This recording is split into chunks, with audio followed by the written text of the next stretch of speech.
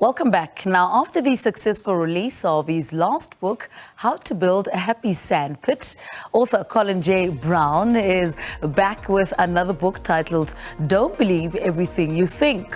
Well, in this book, Colin focuses on providing you, as this book's reader, with a simple guide on how to stop making decisions that let you down, lead you astray, or keep you from success. Well, Colin J Browne is on Zoom with us this morning to discuss his book further. Colin, a very good morning to you. Thank you so much for waking up with us this morning. I mean, in your own words, tell us more about what this book is all about and why you have decided to write it. Okay, thank you very much. It's a pleasure to be here, even this early. Wonders of Zoom means I get to do it from my home, though, so thank goodness for that.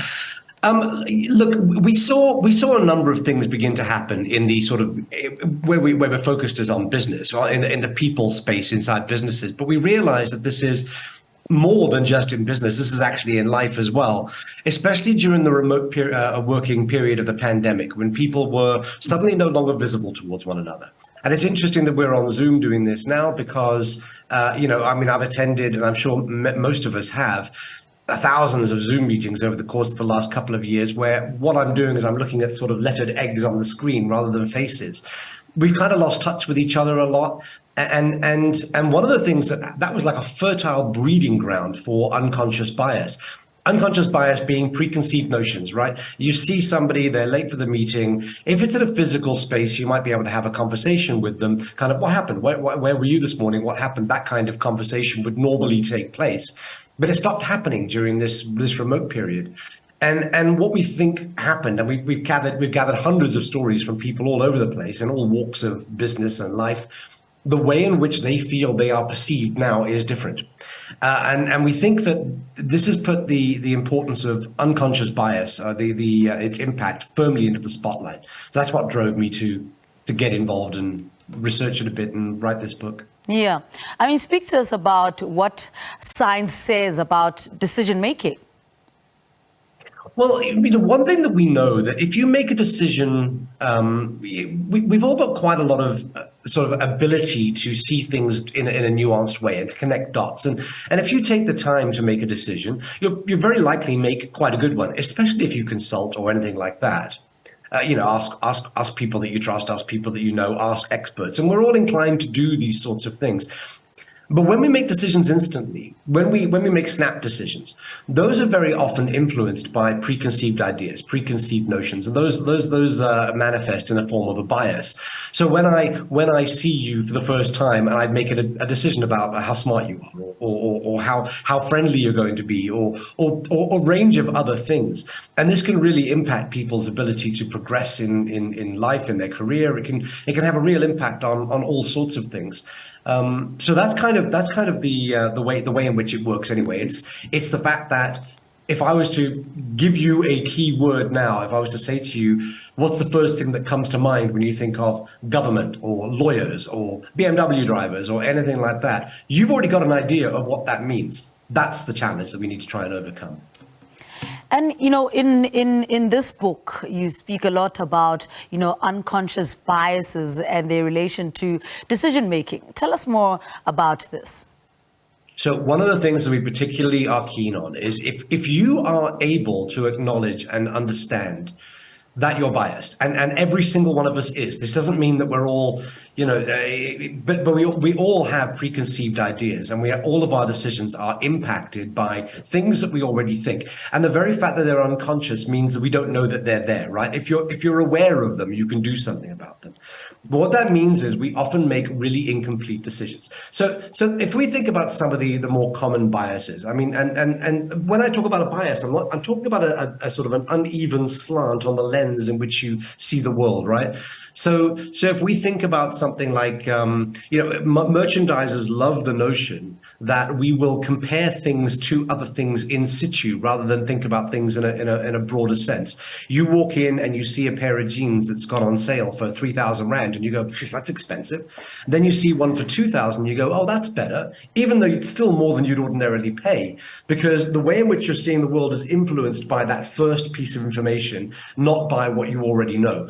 take a step back and think about it in a more nuanced way. And you can very easily see that you're able to make a better decision than that. But it's very often not the way it happens because of the presence of this contrast effect which is one of the biases. Merchandisers love it. That's why they have 3 levels of wine on the wine list, and they're always urging you to buy the one that's slightly just below premium. They know you'll do it because that's the way that things are structured and the way in which we make decisions in that way. And, where does one begin to, identify these unconscious biases, and how do we, overcome them? So this is one of the things that we've been working on. For us, it's a matter of I don't know that everybody needs to be a psychologist. I'm not a psychologist. I'm a business guy. I run a consultancy that deals with matters of people and culture, and so this is kind of my space. I think if you were a psychologist, there's a great deal of depth to all of this topic, which I don't think we generally in life, in order to navigate them, really need. We just need to know what's happening. And so just understanding how some of the ways in which our decisions are impacted by our biases, some of the ways in which we are naturally inclined to go out and seek information that confirms what we already know. And that's why we end up with a big divide over COVID-19 vaccines. Some think it's good, some think it's bad, and they'll never meet in the middle. How's that happened? Well, that's because the preconceived notions that you already had about something led you to information on social media which confirmed what you already had. So the important thing is to try and, if we can embrace the fact that we are inefficient at making decisions, and that's the first step, because it's quite hard for us to embrace our own flaws.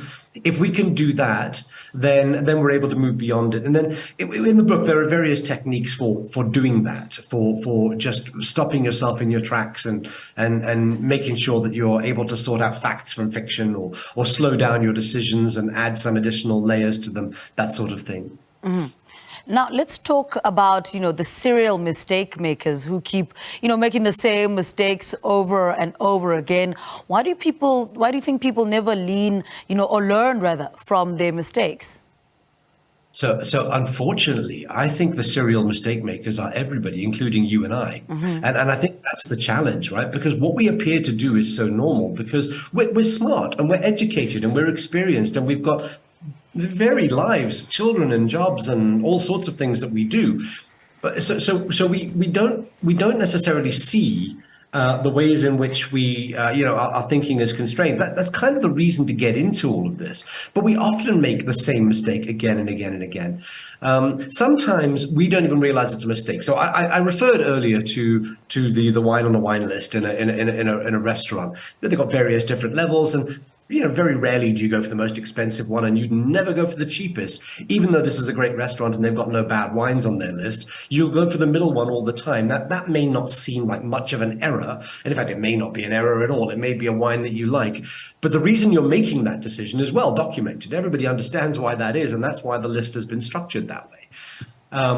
So I think when it comes down to it, what's more important though, if we never mind wine on wine lists, what's critically important, and the reason that this book I think has some validity and some merit, is because the way in which we make decisions around people really needs to be redressed. We need to think more carefully, take more time, be much more focused on facts, not preconceived ideas.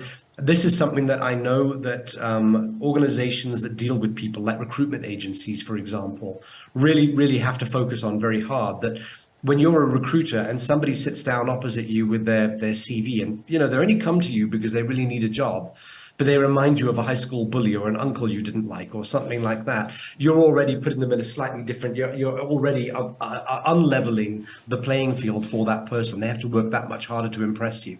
And that's the kind of thing. If we know that we do that sort of thing, then we can begin to do something about it. All right. Colin, I wish we could continue this conversation, but thank you so much for speaking to us this morning. Well, I hope I never bump into one of my high school bullies or somebody that reminds me of her. Well, as there on Zoom is our Saturday book review feature is Colin J Browne, and his book is titled Don't Believe Everything You Think. All right.